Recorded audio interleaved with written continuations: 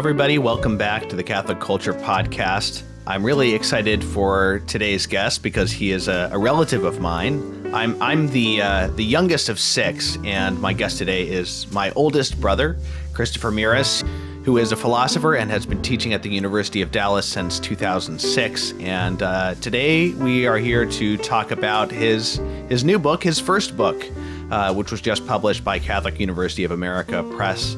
It's titled Being is Better Than Not Being, The Metaphysics of Goodness and Beauty in Aristotle. And I'll note that the book is currently on discount for 30% off from now until December 24th. So this is a good time if you're interested in such things to pick it up.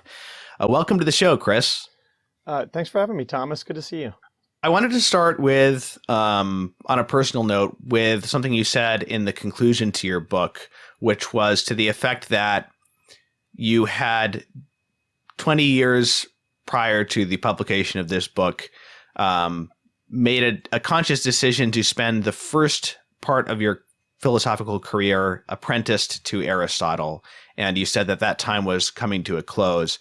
That's very interesting because that's a very intentional way of going about things. And I wanted to start with that because I think that people who are listening who might be interested in pursuing this life of the philosopher might find the discussion useful. So first, I guess just start with first what brought you to make that decision, both with Aristotle in particular and with the idea of making a conscious commitment for a certain period of time to apprentice yourself. So I was first couple of years as a graduate student in philosophy and then in history and philosophy of science at Notre Dame, and was getting to know contemporary metaphysics, and in particular what we call contemporary analytic metaphysics, which is really strong on logic and conceptual precision, but isn't always oriented towards wisdom in any real sense, and also tends to be really, really abstract. And so I was looking for something a little bit more human, and I decided to go in two directions at once. One was to go in the direction of philosophy of nature and to try to understand what now the natural sciences are telling us about the world, just have a concrete starting point. And the other was to specialize in ancient philosophy, because that's where metaphysics, the understanding of being as a search for wisdom, comes about in Western philosophy in the work of Plato and Aristotle. And Aristotle, because he's the only great philosopher, a really great philosopher, was also a really first-rate scientist, right? So he had that sense of getting his hands dirty, of studying what the natural world is actually like, even of having to revise theories to fit the evidence better and so forth. And so the Aristotle was a way of turning towards the natural world, not as we currently understand it with modern science, but in a kind of human approach to the natural world with a view to wisdom, and to be guided by a really great philosophical mind in doing so. Mm. And so I wanted to ask also about just more generally this idea of apprenticeship. I mean, obviously study of what previous people have said is important for anybody who's trying to gain knowledge or expertise or wisdom in any area. But being a philosopher fundamentally, it seems fair to say, is distinct from being a scholar, right? Mm-hmm. Yes. A scholar being someone who is more involved in research of a particular kind, and as much about what people have said about things as about the things themselves. So, how do you approach apprenticing yourself to a philosopher in a way that's not just more doing the history of philosophy rather than doing philosophy itself? Right. So Aristotle gives us not only a set of ideas that he's worked out and wants to stand behind, but he gives us ways of thinking, ways of asking questions about the world. So, for example, Aristotle, unlike some important figures in the history of philosophy, thinks that the first step in investigating any question is to get a sense of what experience tells us, right? And that means not only our direct experience of the world, but it also means collecting the opinions that other human beings who experience the same world as we do have come up with in thinking about the world, right? So, if we want to know what the goal of human life is, we want to know first and foremost what other people have thought the goal of human life is, right? And that creates then puzzles because people's opinions don't always cohere with one another, and they don't always seem to cohere with all of what we claim to directly experience for ourselves. And in fact, what we seem to experience on one occasion doesn't always fit with what we experience on another occasion. So the next step is to formulate puzzles, points of tension, conundrums that have to be worked out. Because we don't know what the truth we're looking for is yet, but we do know, Aristotle thinks, that it will fit with the appearances, it will fit with the greatest insights of the past, and it will not contradict itself. So a puzzle is just is a gift, right? Because if you can sort out the puzzle so that you're no longer puzzled by it, that's a sign that you have come a step closer to the truth. And so there's a whole method, a whole way of thinking, of reasoning, and beyond that, a kind of openness to the beauty and wonder of reality that we find in Aristotle, that all of which one can take on board as a philosopher in the spirit of Aristotle without necessarily having to agree with absolutely everything he says about any given topic. Mm-hmm. And is there a contrast between Aristotle and, say, Plato in this sort of partial deference to common opinion? In other words, Plato evokes common opinion very, very frequently in his dialogues with the various interlocutors of Socrates, but it's as often to make a fool out of it and refute it as anything else.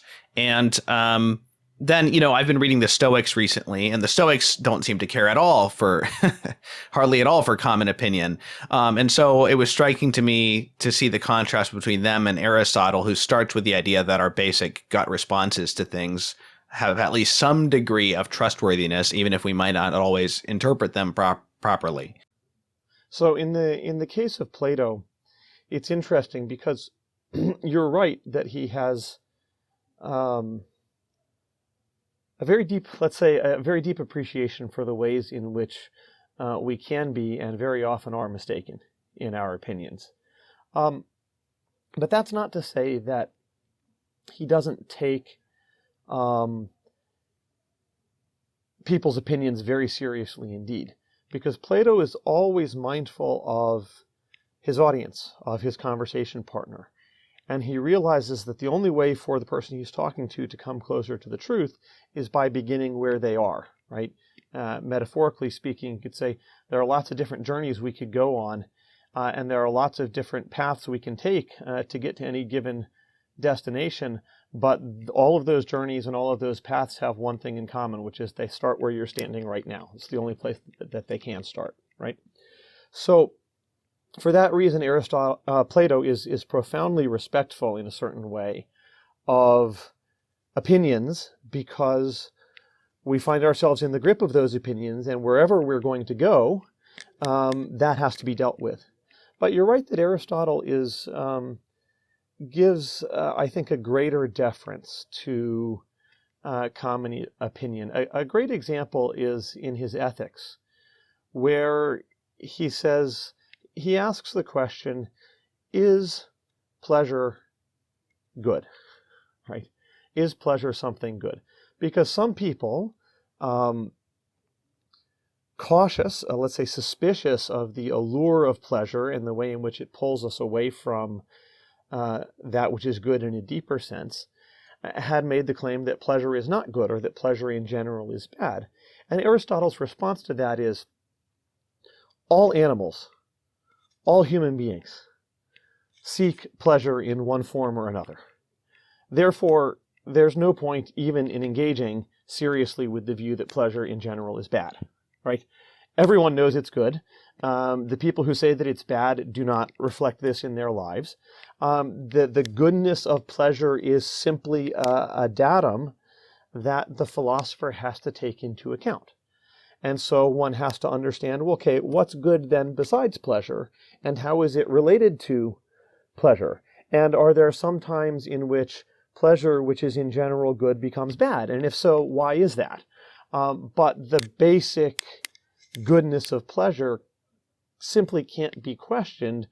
Every rational being and every sentient being, in fact, including dolphins and dogs, testifies to the fact that pleasure is basically good. And so it's that Aristotle, I think that what the example of pleasure also shows us is that Aristotle allows himself to be embedded in the perspective of a particular bodily being, the human being, in its bodiliness, in its ordinary concerns, in a way that we don't always find in Plato. Plato's always looking to transcend the body, to almost perhaps to escape from it, whereas Aristotle takes our bodiliness much more seriously, and with it, sensation, pleasure and pain, ordinary human experience. I wanted to bring up a paragraph from your conclusion where you're talking about Aristotle's contributions to the history of thought. And I'm just going to read the paragraph because it bears on this. Many reasons can be alleged for denying ourselves the spiritual nourishment offered by the things that make up our world. These reasons always amount to the same sin, the sin of saying that X, whatever it may be, is merely Y, when any free and thoughtful person can see that they are different. It is astonishing how often this sin has been repackaged in new forms, and how we still fail to see that behind its arguments lies nothing more interesting than the desire to make oneself the measure of reality, a desire driven by fear of the plain truth that things and their sources, whatever these may be, are often quite independent of our wishes. No legitimate method of inquiry is essentially tied to this fear, although all are subject to its distortion. Things themselves, at any rate, have nothing to fear from accurate analysis or from their own materiality, or least of all from their marvelous presence to human beings. And this paragraph came to my mind when you were talking just now, and it is striking when one reads the Stoics, for example, how, for example, there's a passage in Marcus Aurelius where he is giving people psychological tools to reject pleasures, whether it be of food or sex or any number of other things. And he's sort of, in each example, he's saying, well, you should imagine this is, merely just, a clump of cells, or I forget what he says. It's a dead animal, all this kind of stuff, and sort of, you should just be sort of disgusted by the materiality of these things and see that they're not worth pursuing. And then you've seen, I think he says something like, now you'll have seen to the heart of things. And I thought, well, that's not really true. It might be a useful psychological trick. And you can see, similar psychological devices being used in the Christian ascetic tradition, for instance. But at the same time, it is somewhat of a cheat. It's somewhat of a cop-out to approach reality in that way. Mm-hmm. Yeah, absolutely. It's, Marcus Aurelius was a good guy, right? Mm-hmm. And not bad for a Roman emperor out on military campaign with these often very humane, reflections. Yeah, absolutely. But I guess I would say, go back to this example of pleasure in Aristotle's case. He also addresses the case of people who say pleasure is bad because they want to dissuade people, not because they believe it, but because they want to dissuade people from pursuing pleasure in ways that are in fact bad. Mm-hmm. And Aristotle's response to that is that nothing is more persuasive than the truth. Right. And in fact, if people see that there's this group of philosophers who say that pleasure is bad, and they themselves pursue pleasures, even in very ordinary, harmless ways, now the truth is being brought into discredit, and people are just going to say, well, I'm just going to go pursue whatever pleasure, Mm-hmm. right? Right. And so what Aristotle does instead is warn us up front about the dangers of pleasure, right? We should be aware of pleasure in the same extent in which Paris should have been wary of Helen, right? Before getting all the Greeks involved in that awful unending war, right? Pleasure is that which leads us astray. We have to have standards that are independent of pleasure. We have to seek what is noble. Right? But no sooner has he done that than he begins to rehabilitate pleasure and to start working on a deeper and more accurate understanding of it. Right? There's a wonderful moment in his discussion of the virtue of temperance, which is particularly concerned with moderation and right order as regards the pleasures of food, drink, and sex. And he's examining the different sensual pleasures. And he makes a distinction between the sense of smell as it occurs in a predatory animal such as a lion, and the sense of smell as it occurs in human beings.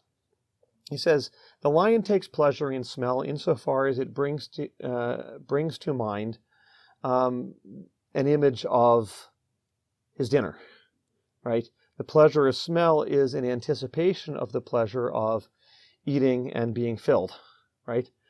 Whereas human beings might take pleasure in the smell of a flower or of a perfume, right? That smell stands in the middle of the senses. It's more bodily, so to speak, sensual than hearing and sight, less sensual than taste and touch. And therefore, it's a kind of tipping point where we can see in a certain way how our humanity transforms the pleasure we take in smell into something that's more contemplative, right? And so even in discussing the different pleasures of the senses, we get to realize that pleasure can simply be about satisfying our bodily needs, or it can be more contemplative. And that's not to say that satisfying our bodily needs is bad, but it's that nuance that he brings, that ability to just expand a common experience we have in a way that brings new insight to something that we've been experiencing our whole lives.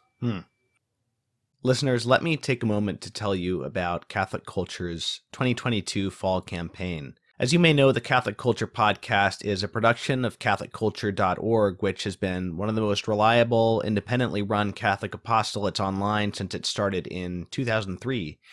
And these days we're entirely funded by donations, so naturally the fall campaign is a very crucial time for us to muster the support we need to continue our work. So this year I'm happy to say that we're announcing our largest fall challenge campaign ever. A group of key donors is offering a generous $111,000 to match every gift that's made between October 20th and December 8th, the Solemnity of the Immaculate Conception. But in order to win the challenge, we have to raise the total amount by the deadline, or else we'll lose that matching grant. Catholic Culture has a lot more than just podcasts going on. It has daily Catholic news and commentary, a rich array of resources for living the liturgical year, and a vast library of Catholic documents. And this material reaches not just people in the US or the Anglosphere, but millions around the world. We often hear from priests in places like India and Africa who say that they use our materials in preparing their catechesis or their preaching. And again, all this work depends on our users and our listeners, so please do consider giving. Even a little bit counts, especially since until December 8th, your contribution will be doubled. To donate, you can go to catholicculture.org/donate/audio, or just click the link in the description. But if this isn't the right time for you to donate monetarily, then we ask that you pray for us, just as we pray for all our listeners, viewers, readers, and benefactors daily. Thank you, and God bless you.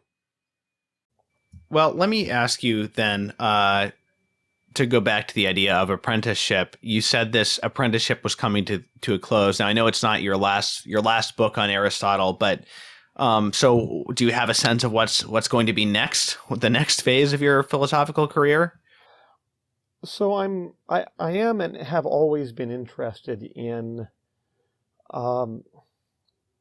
understanding and trying to articulate what we ought to say about reality now, given all that we know. And for me, given my training and my background, obviously Aristotle and his influence, his ideas are very important. But even before I began studying Aristotle, I studied a lot of Aquinas. I still study Aquinas. And so for me, that's sort of very roughly speaking, what should a Catholic philosopher very deeply shaped by the thought of Aquinas and of Aristotle say about the structure of reality, about the natural world, about the world that God has created and God himself, given what we know at this point in the history of the human race, right? I'm not, let's say, someone who feels the need to agree with Aristotle or with St. Thomas for that matter about absolutely everything.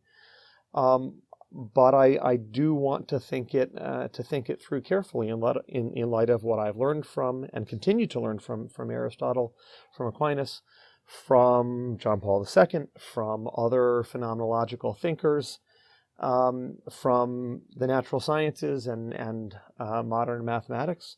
How does it all come together now? That's really always been the goal, with that apprenticeship to Aristotle as a very important means to that goal. And so we'll get back to Aristotle, but what would be an example of a problem that comes up from what we know now with in the Aristotelian and Thomistic tradition? What's or if not a problem with that tradition, but something new that can be grafted onto it, perhaps?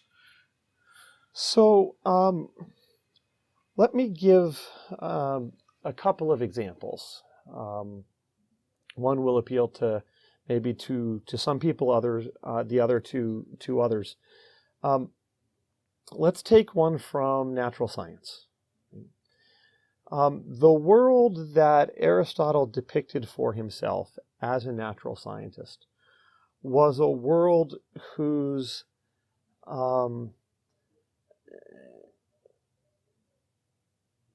basic structure was eternal. The heavens had always been going around the earth in exactly this way, returning upon themselves. The same animals and plants have always been reproducing themselves.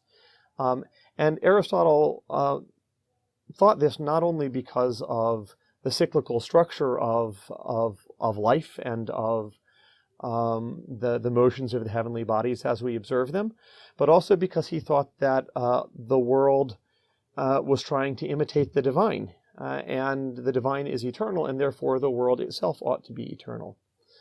Well, then Christianity comes along and says, no, actually, the world is created by God, and it has a beginning, a middle, and an end. And the end is not the same as the beginning. It's not cyclical.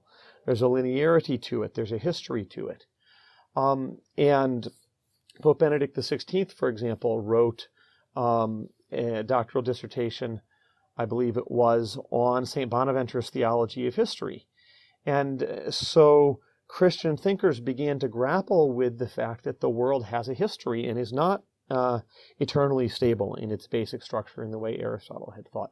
Well, lo and behold, natural science then follows where Christian theology had led and begins to find empirical evidence that life on earth has a history and has not always been the same, that the universe itself has a history, and has not always been the same, that our planet has not always existed, and so forth. And so whatever we're going to do with Aristotle and Aquinas now, it has to take account of the fact that the reality we belong to is one in which we are capable of contemplating the eternal, but the world to which we belong is not eternal in that way, but has a history, changes, develops over time. So we have to make sense of that, and it takes a lot of work and reflection that was already in progress in Aquinas' time, and is still very much in progress. My second example would be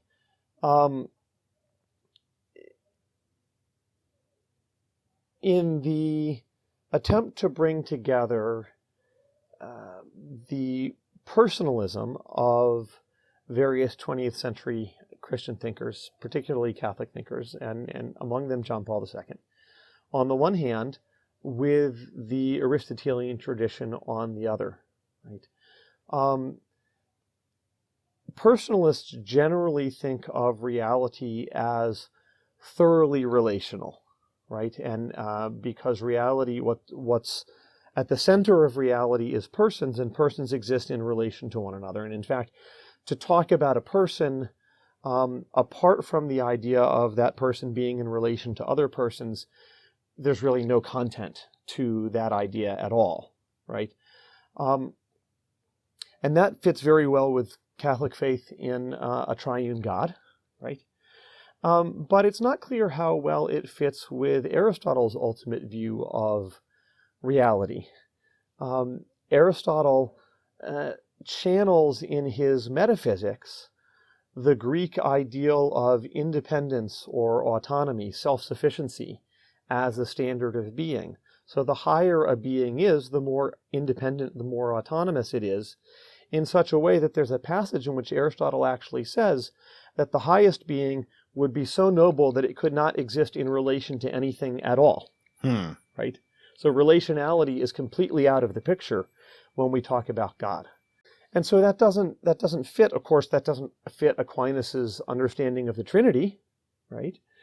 But there's work to do there, right? There's work to do. If the traditional distinction between substance and accident, for example, that we find in Aristotle's philosophy, is developed by Aristotle and his successors in a way that privileges independence at the expense of relationality, and 20th century Catholic personalism pushes back very strongly to talk about how things have their being in and through their relations.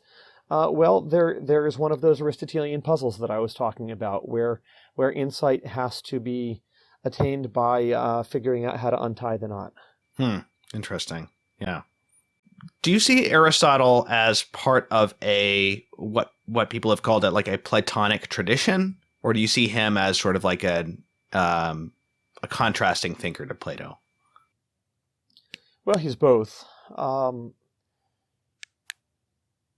Lloyd Gerson, who's up at Toronto, wrote a book called Aristotle and Other Platonists, deliberately titled in a provocative way. And I think he's right in many respects, right? What is involved in being a Platonist?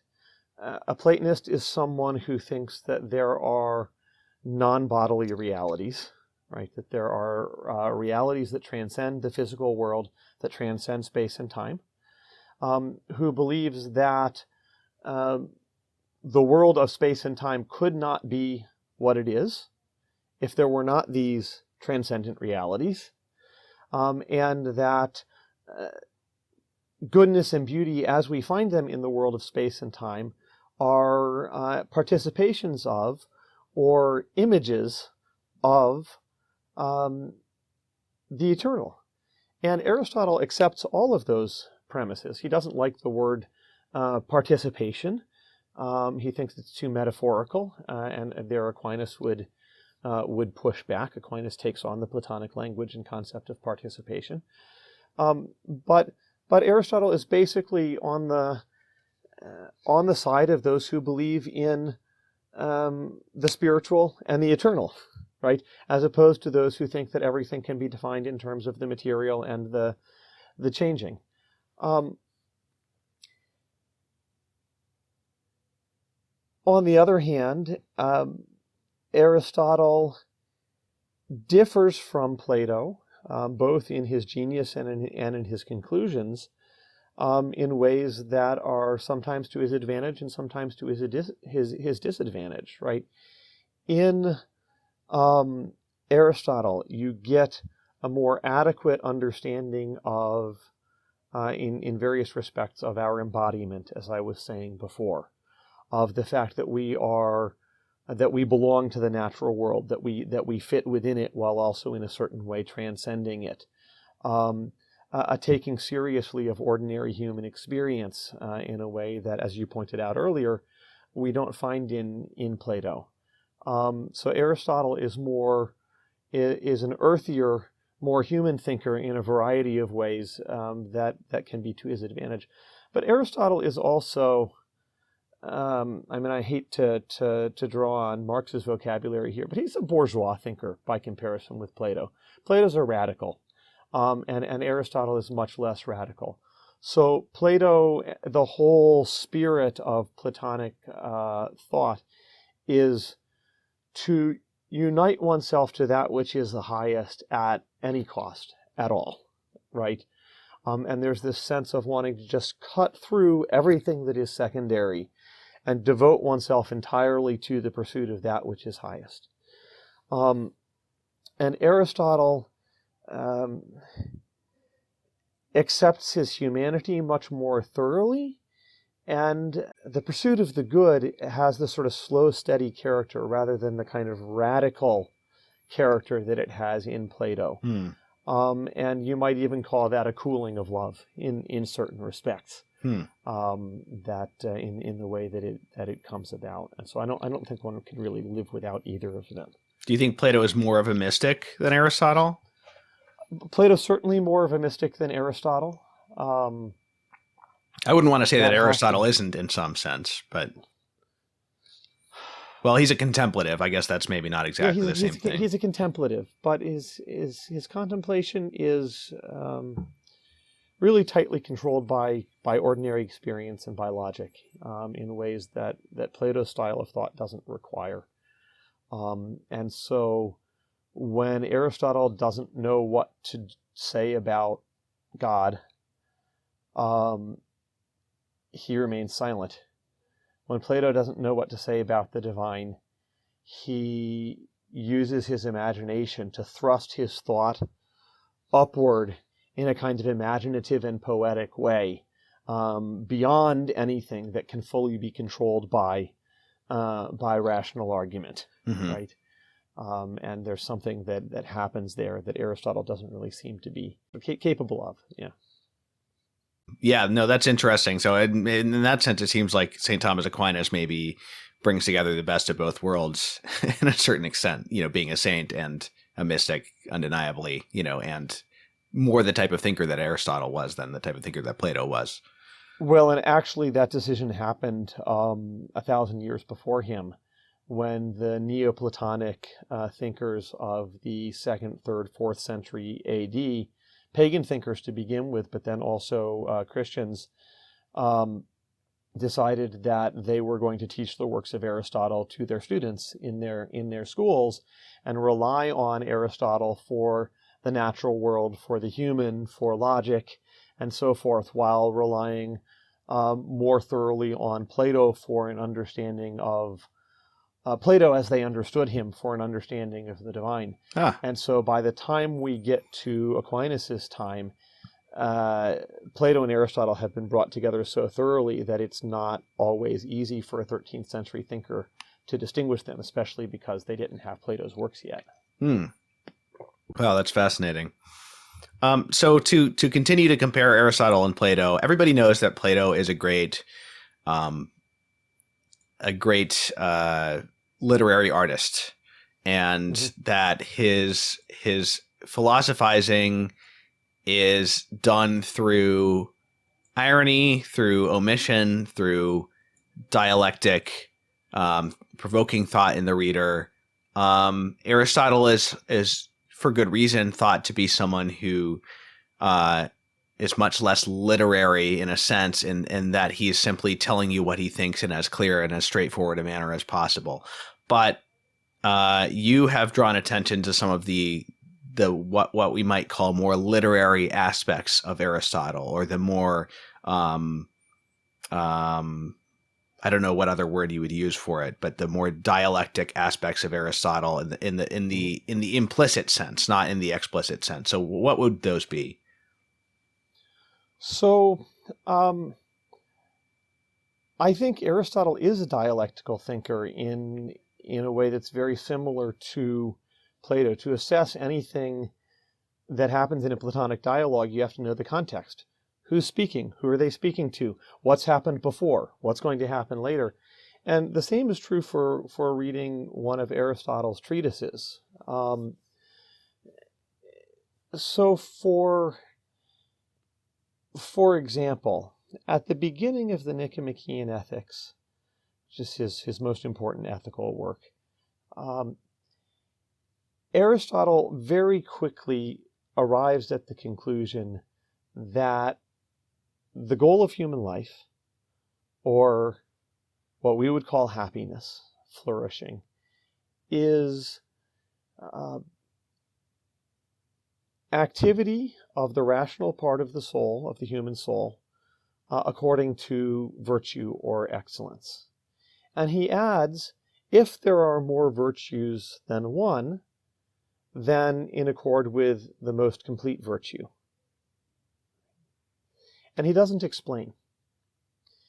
And for the next few books, book 2, book 3, book 4, book 5 of the Nicomachean Ethics, he writes as if the virtues in the ordinary sense, bravery, temperance, generosity, justice, the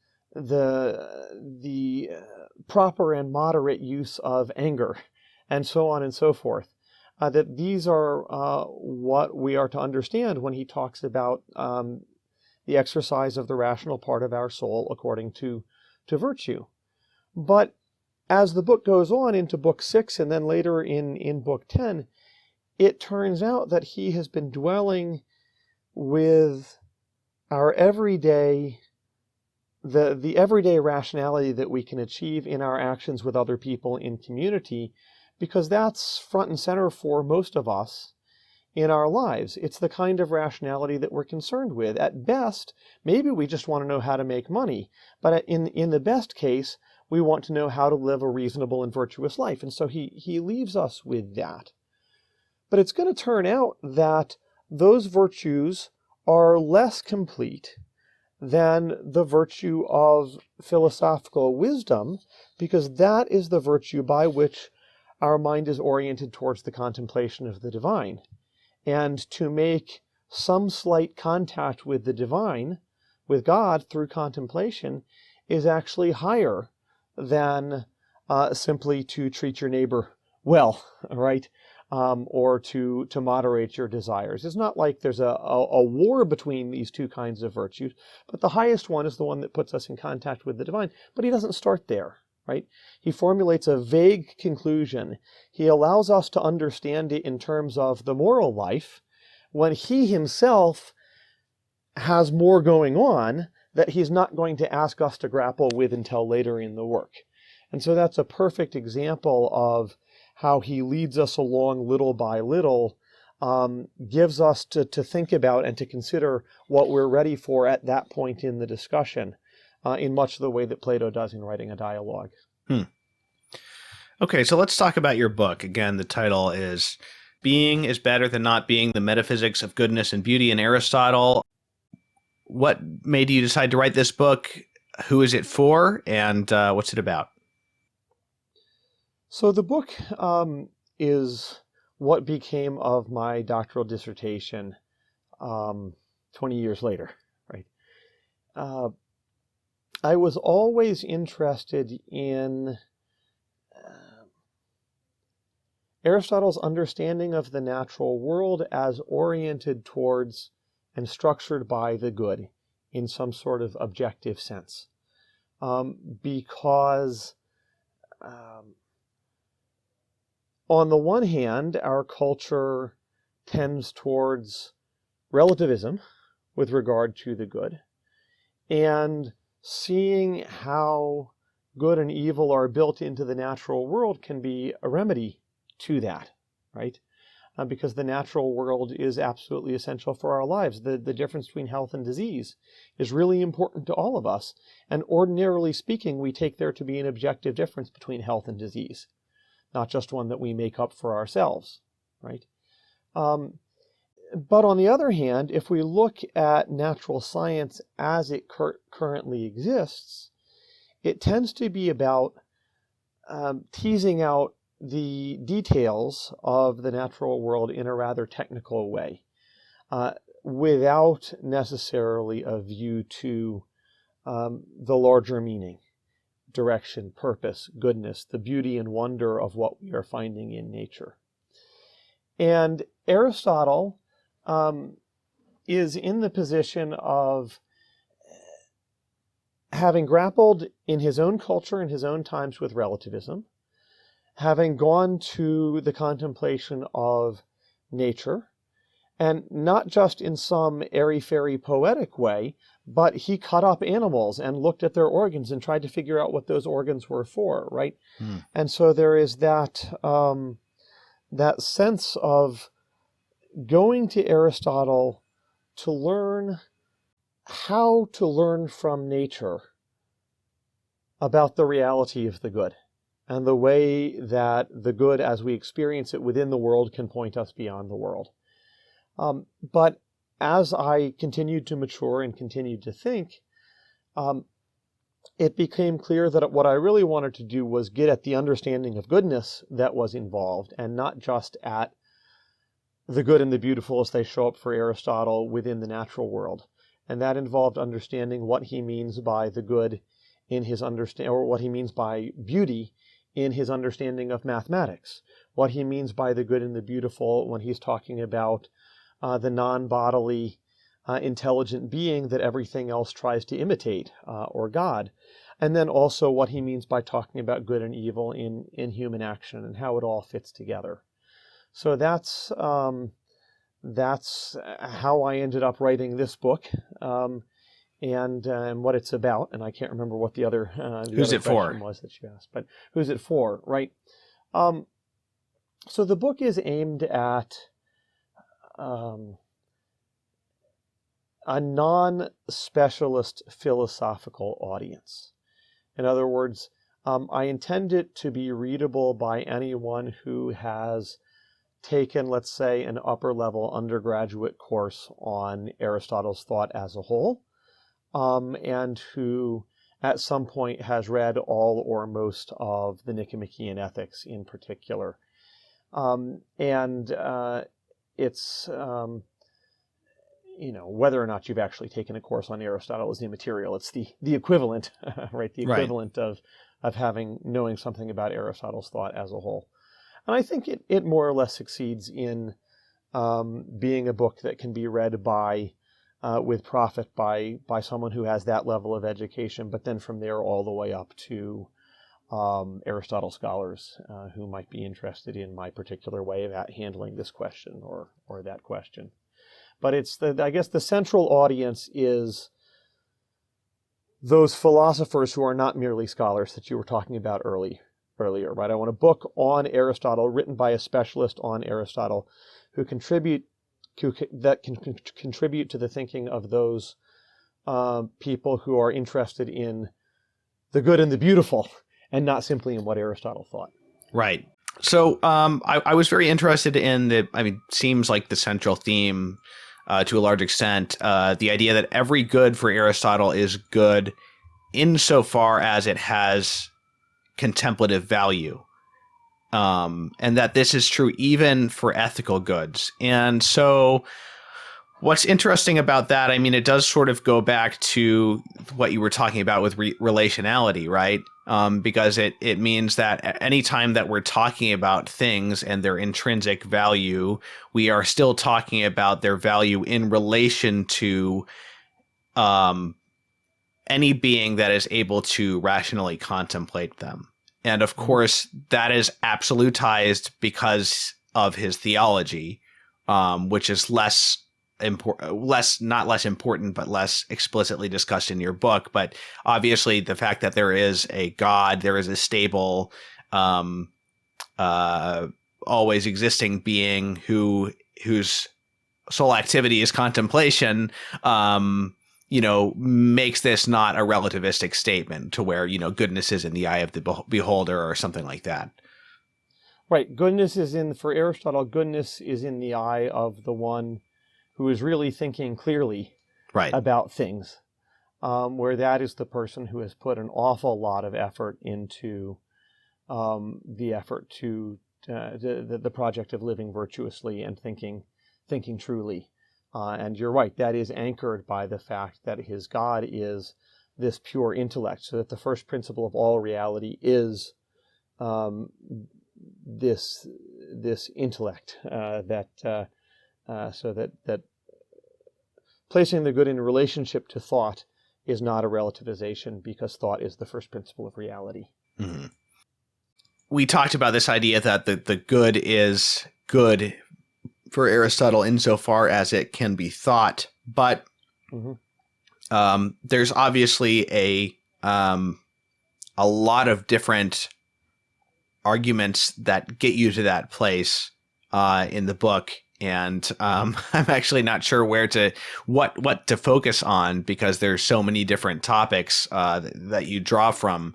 But how would you, for a lay audience such as my listeners, how would you, what's one of the arguments that you would give from Aristotle for that? So we want an argument for the correlativity of goodness and thought. Yes. Right? That's what we're looking for. So I think that Aristotle does not, in any one place, set this out as a thesis and defend it in its general form. What he does is he lives it, and he invites his students into the living of it, right? So it's maybe best to take an example, begin with an example from the moral life, right?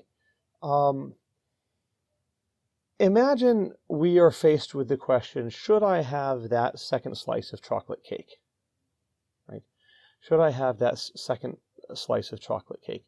And you either decide to have the second slice of chocolate cake, or you decide not to have it. Let's say you decide to have it, right?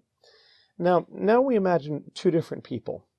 One person decides to have it because they're vaguely aware that they should cut down on sweets, but and sometimes they manage it, but right now they're feeling a little bit down and they want that little boost, and so they have the slice of chocolate cake, and it's all sort of done in an emotional, relatively thoughtless moment, right?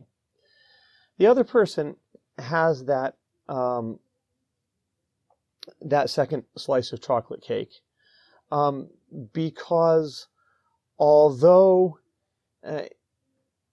he too is supposed to be cutting down on sweets, he has just hit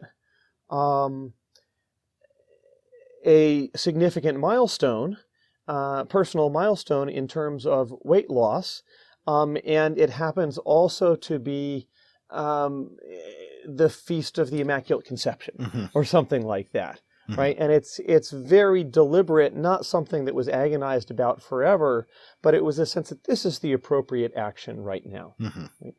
So Aristotle asks us to consider these two actions and think of the first one as a more or less random outcome of conflicting emotions on the part of a person who does not really live with a great consistency of thoughtfulness.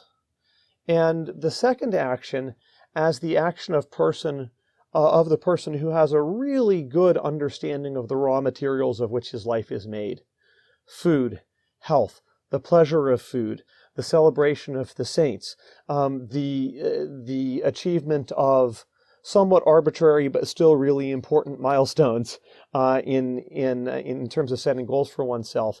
And so that second action, both of them eat the cake, but the second action is that finely crafted work of art that takes the raw materials of a human life and works them up into something that's really beautiful, right? Why is it beautiful?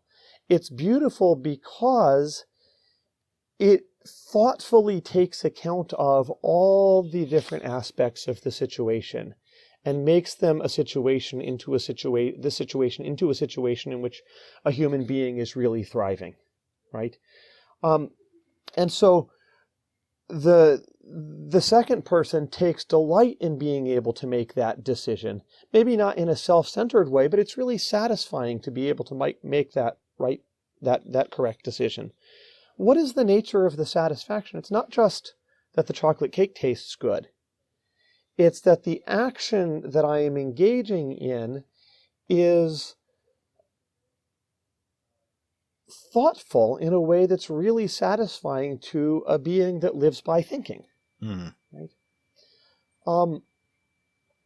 So then we could take as our second example,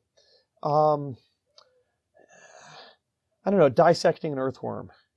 You might think that earthworms are really gross, and that the prospect of picking one up to save it from drying out on your driveway after a rain is distasteful, and you really don't want to cut one up in your 10th grade biology classroom or whenever it is. And Aristotle is aware of this distaste. But he's also aware that if you do cut up that earthworm, you're going to find that it has a digestive tract that is similar in many ways to ours, right? And he asks his students to cut up that earthworm with him and to consider how that organization of the digestive tract might be helpful to the earthworm's particular way of living. It actually turns out, Aristotle didn't know this, but it actually turns out that earthworms, by eating dirt and pooping it out after it's been transformed in various ways, systematically make the dirt in which they live a much better place for them to live in. They are creating their own environment by the way in which they eat and poop, right? And so he says, although some animals have no pleasure to charm the senses, right, they give enormous pleasure in their contemplation to those who are capable of understanding their causes, why they are the way they are, why they act the way they act, why they have the organs that they have. Right. And so it's not so much an argument as an invitation to enter more deeply into our humanity, because our humanity, when we are really living it, is self-supporting in some sense. And especially it becomes self-supporting when we realize that where our humanity has been leading us is to the contemplation of the divine, right? So it's not that, either you know it or you don't, and I can't convince you if you don't already see it. But it's also something that you can't prove, because you can't prove to somebody the richness of their own humanity. What you can do is invite them, exhort them, encourage them to enter into it in ways that are accessible to them at their particular moment in the journey, and hope that that bears fruit for the next stage of the journey. And so that's what Aristotle is doing with his students across his works. Now, can you talk a little bit about this term that he uses for the beautiful, this Kalon, the fine or beautiful? Do we have a sense of what that means? Does he ever define it? Yeah, so we have the Greek adjective kalos, kale, kalon, in the neuter kalon, so the kalon, the fine or beautiful. Another way of translating it is the noble, and in a different sort of book that would have been maybe a more appropriate translation. It's a very fluid, one might even say slippery term for the ancient Greeks. It can be used for aesthetic beauty. It can be used for virtue, for the acts of virtue, right? So it wouldn't have occurred to Aristotle or any of his contemporaries to say, well, that work of art is only, is only beautiful, whereas over here we're talking about virtue. Virtue and beauty are not separated for them in that way. An action that has this quality of being a case of the Kalon is a virtuous action. A painting is a great work of art, right? It's the same word in both cases. It can be used as a term of moral approval. It can mean, for example, the person, as I was saying a second ago, but in particular, it can mean the person who is concerned for the welfare of his friends and family and city, and not just his own individual welfare. So that's a way of acting finely or beautifully or nobly. It can be used as a term of social approbation. So there's this phrase, the kaloi kagathoi, the fine and good, or the noble and good. That means the upper crust of society, who think of themselves as virtuous, but whether they are is quite another question, right? So it does all of these different things. But I needed fine and beautiful as translations in this particular book because I wanted words that could bring us from the beauty of a morally virtuous human action to the beauty of the parts of animals, the orbits of the heavenly spheres, and ultimately God himself. And it's not clear that when we're talking about astronomy or mathematics even, the English word noble does what we contemporary English speakers need it to do. But we do know what it means to say that somebody acted in a way that was really beautiful. How do you make the case that good action is not only beautiful, but it is for the sake of the beautiful? Like maybe building on what you were saying about that you already made the case for the satisfaction that the guy who makes the right decision about the second piece of cake feels when he makes that decision in contemplating that action. But how do you make the case that that's actually the purpose of it? Yeah. So Aristotle distinguishes in the course of the Nicomachean Ethics between the kind of activity that an artisan or craftsman engages in and the kind of activity that a human being trying to act well engages in.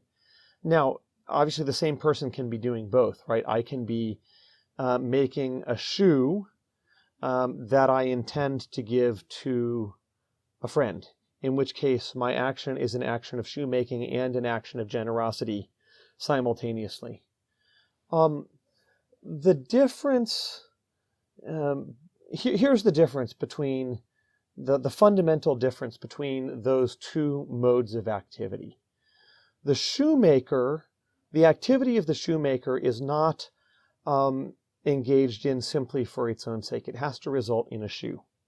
And we are going to assess the quality of the shoe, whether it's a shoe that has this quality of being Kalon, a fine or beautiful shoe, right?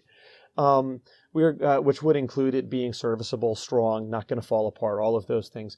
We are going to assess that without referring to anything that we might know independently about the shoemaker. Right.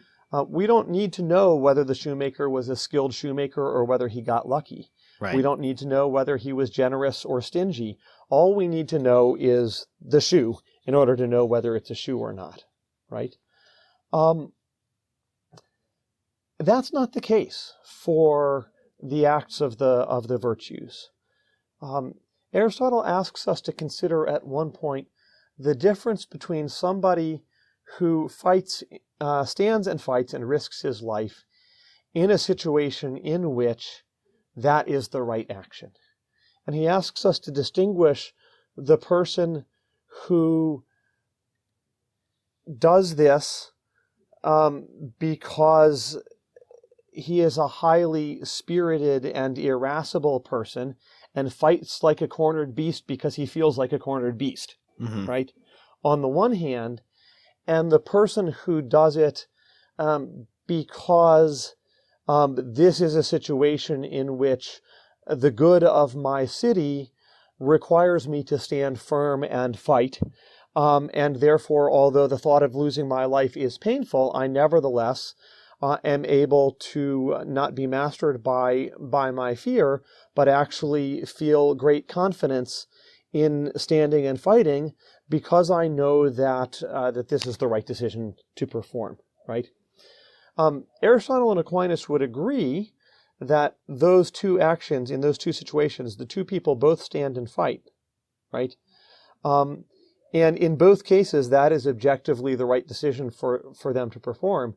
But in the first case, it's not a virtuous action. In the second case, it is a virtuous action, right? In the first case, the person is acting simply out of emotion. The second person is thinking about what is the right action here.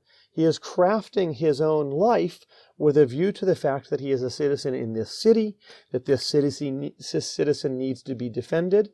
And so he is trying to craft the action that fits the circumstances right there. And that is the action that, in this circumstances, that is the action that, that risks sacrificing his own good, individual good, for the sake of the good of his city. And so in that way, the beauty of the action enters right into the very nature of the action itself. Wow. So, one more topic I want to cover from the book is the relationship between contemplation and friendship. So this is also, of course, within the ethics, but you're drawing out the contemplative aspect of it a bit more. Sure. So, contemplation and friendship. We enter into friendships for a wide variety of motives. Right? Aristotle wants to understand what sort of motive is necessary for a friendship in the deepest sense of the word. And he also wants to understand what is the distinctive good that friendship adds to human life. Right? So in talking about our different motives for entering into friendship, he talks about utility, right? Sometimes spending time with someone is useful for me. For example, in a business partnership, we get along fine, but our main reason for relating to one another is that we is that it's financially beneficial to each one of us to work together. There's a friendship of pleasure. So-and-so is the life of the party. Everyone wants to hang out with him because it's fun to be around this person. Right? But then there's friendship based on the good, as Aristotle calls it, which is when two people want to spend time around one another because they see each other's goodness and they're drawn together on that basis. And that leads to a kind of mutual commitment to one another.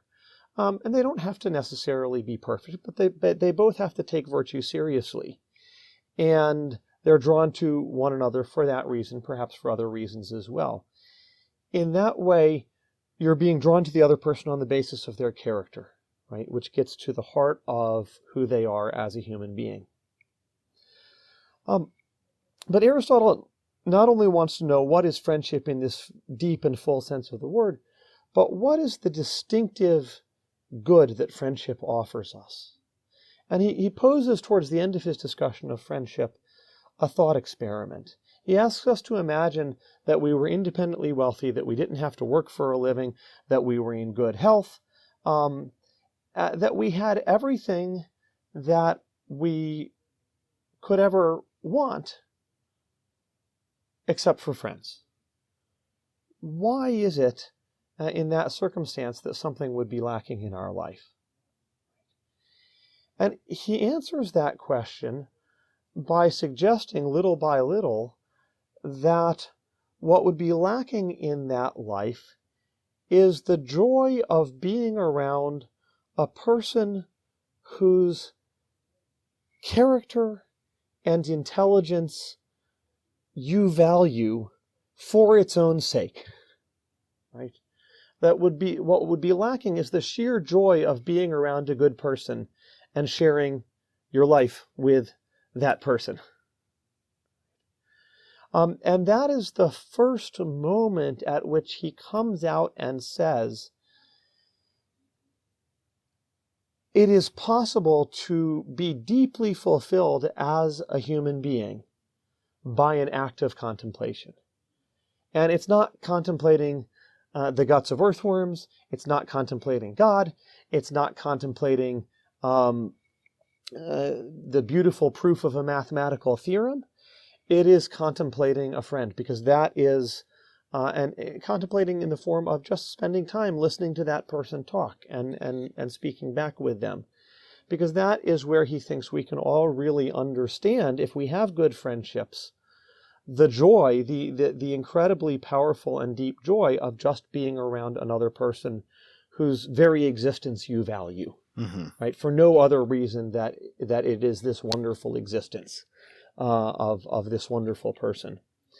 And it's only afterwards that a few chapters later, he starts to talk about the way in which a life might be organized around contemplation of the divine, right? You have to learn to contemplate the human. And he says, look, we can contemplate our own goodness. It's not very good.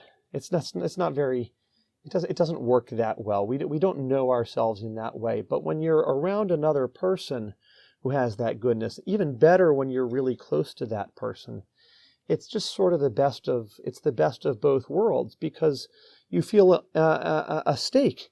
You have an ownership stake in that person's existence because you're friends, and yet you can really see that person from the outside with a sense of calm and really getting a good view of them. That's for him the bridge to coming to understand that contemplation can be a source of fulfillment more generally. I don't want to end without referring to the title of your book, Being is Better Than Not Being. Does Aristotle think that the contemplative nature of the good makes a stronger case for being better than not being than would be otherwise the case if things simply were and were not contemplated?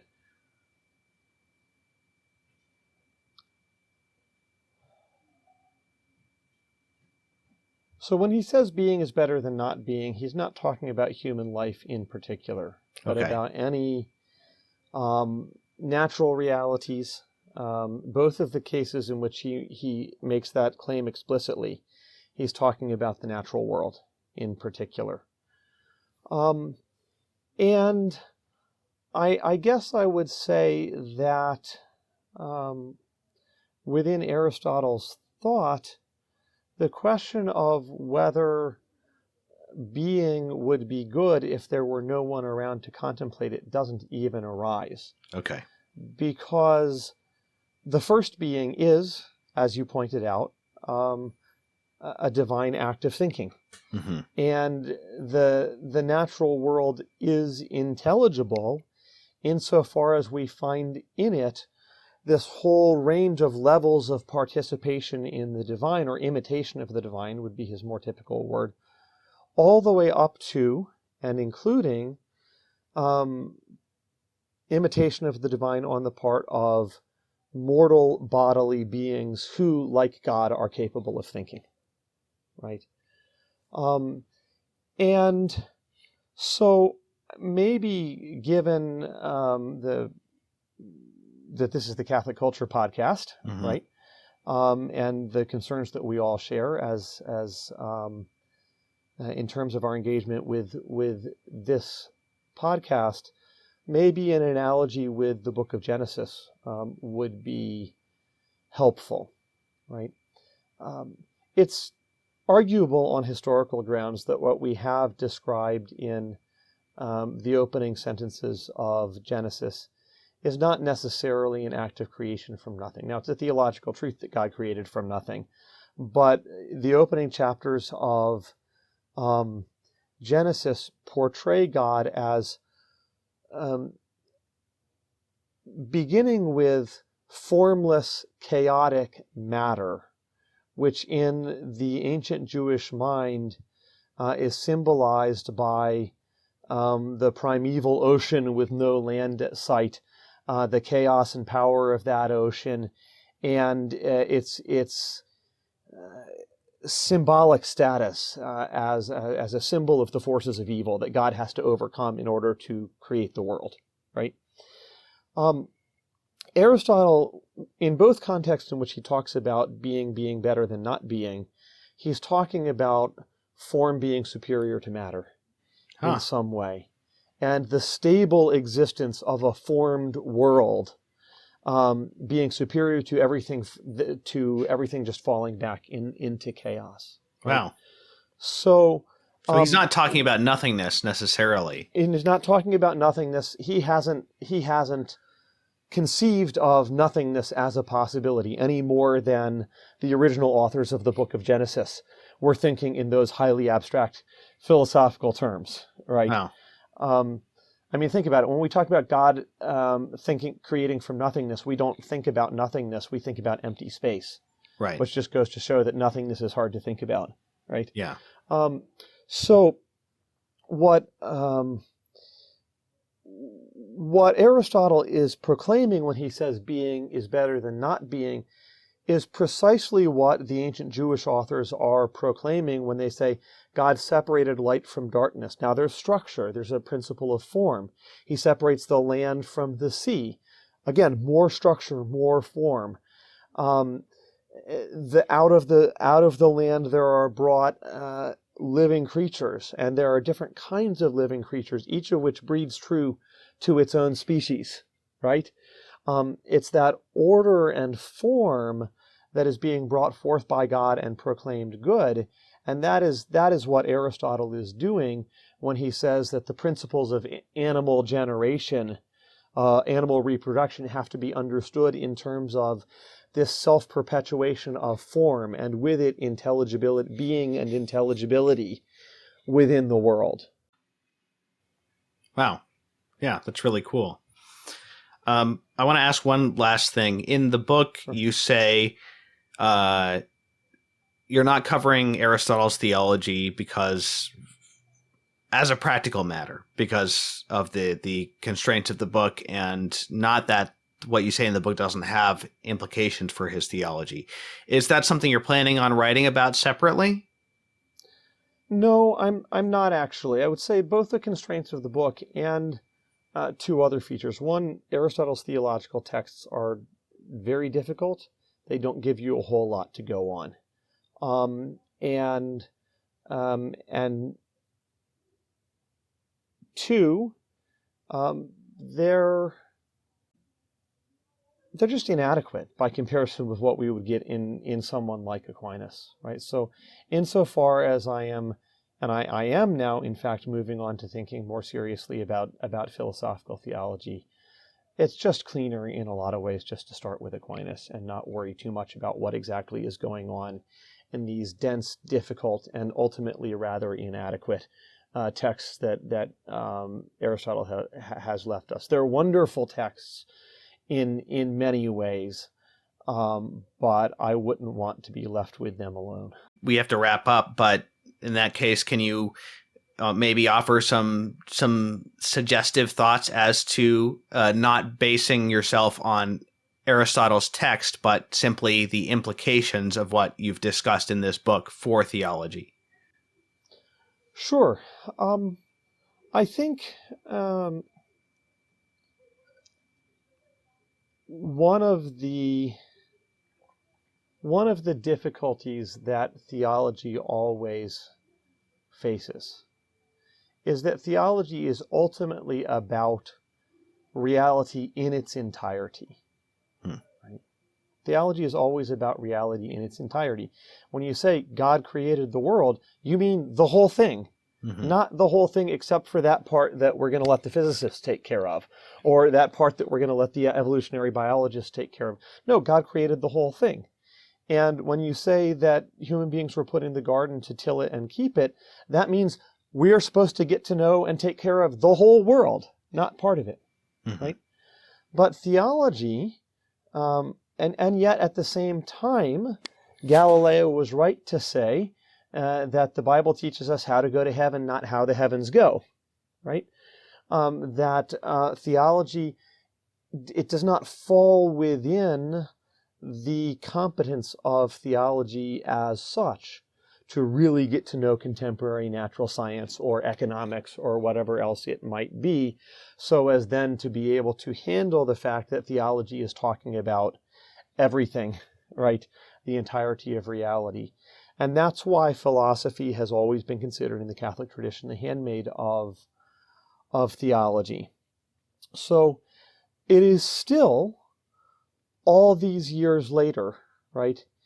It is still crucially important for Catholic moral theologians to have a kind of sensitivity to the ordinary human experience of virtue and vice, and simple ways of thinking about what's involved in being a generous person, right?